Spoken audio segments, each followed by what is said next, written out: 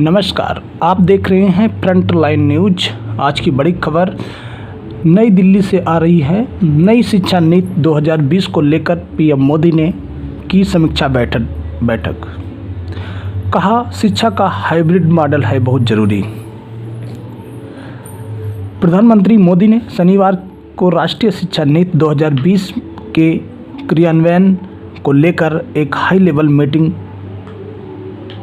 Review की है।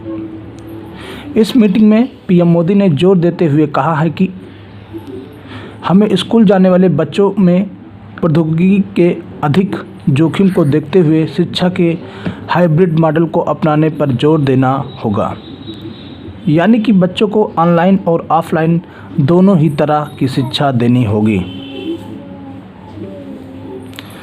PM Modi ने कहा है कि नई शिक्षा पॉलिसी को लागू हुए 2 साल हो गए हैं।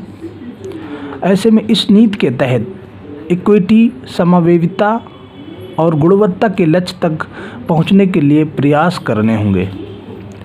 पीएम मोदी ने कहा है कि उच्च शिक्षा संस्थानों को पूर्ण ऑनलाइन पाठ्यक्रम चलाने की अनुमति देने और ऑनलाइन सामग्री की अनुमेय शिक्षा को 40% तक बढ़ाने के साथ साथ इन संस्थानों में ऑनलाइन पढ़ाई के लिए जोर देना होगा। इस दौरान पीएम मोदी ने सुझाव दिया कि विज्ञान की प्रयोगशालाओं वाले माध्यमिक विद्यालयों को मिट्टी परीक्षण के लिए अपने क्षेत्र के किसानों के साथ जुड़ना चाहिए। उन्होंने कहा है कि स्कूली बच्चों को मुख्य धारा में वापस लाने के लिए विशेष प्रयास किया जाना चाहिए,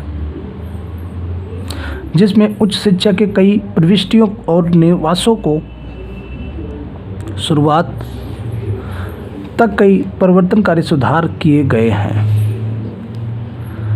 जो देश की प्रगति की ओर परिभाषित करेंगे। आने वाले समय में बताया गया है कि शिक्षा नीति को एक नए सिरे से बदलाव करके हर एक पृष्ठभूमि को एक नया दर्जा दिया जाएगा, जिससे भारत देश के हर एक विकासशील देश को परिवर्तित करने में मदद मिलेगा।